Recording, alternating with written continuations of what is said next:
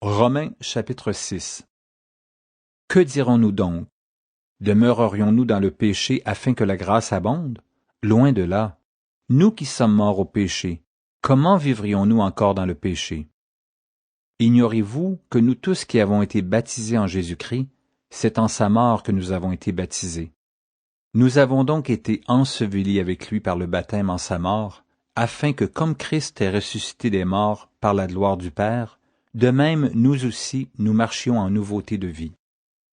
En effet, si nous sommes devenus une même plante avec lui par la conformité à sa mort, nous le serons aussi par la conformité à sa résurrection, sachant que notre vieil homme a été crucifié avec lui, afin que le corps du péché fût détruit, pour que nous ne soyons plus esclaves du péché.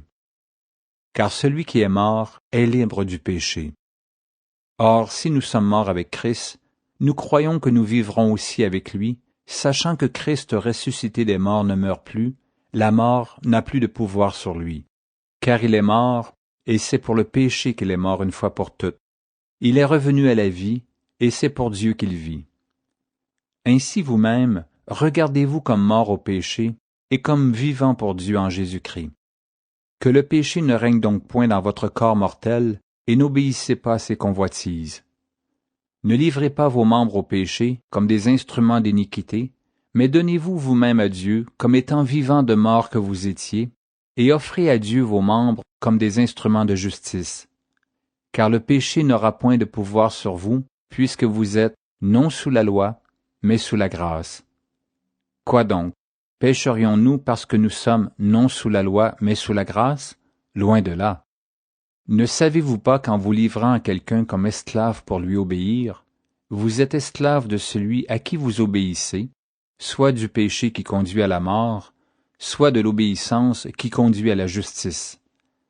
Mais grâce soit rendue à Dieu de ce que, après avoir été esclave du péché, vous avez obéi de cœur à la règle de doctrine dans laquelle vous avez été instruits. Ayant été affranchis du péché, vous êtes devenus esclaves de la justice. Je parle à la manière des hommes, à cause de la faiblesse de votre chair.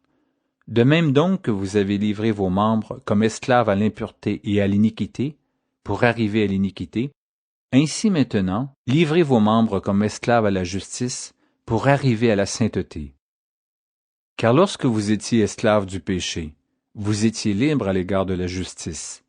Quels fruits portiez-vous alors? Des fruits dont vous rougissez aujourd'hui, car la fin de ces choses, c'est la mort.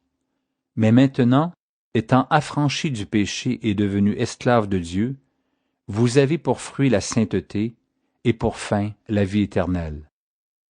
Car le salaire du péché, c'est la mort, mais le don gratuit de Dieu, c'est la vie éternelle en Jésus-Christ notre Seigneur.